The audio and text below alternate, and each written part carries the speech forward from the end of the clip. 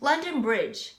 In this piece, we start off on the A string, playing an open A, followed by the note B, which is first finger.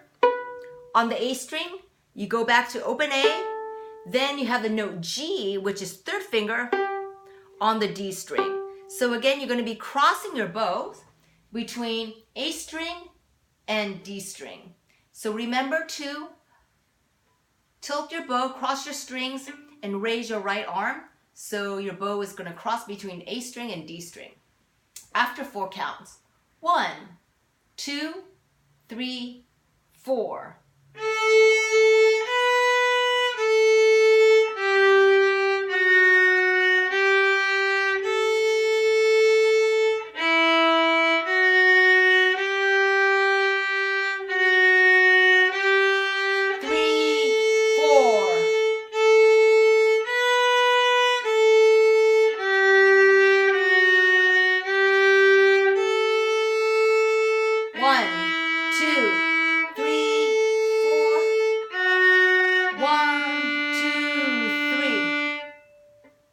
So make sure the last note is a dotted half note, which gets total of 3 beats.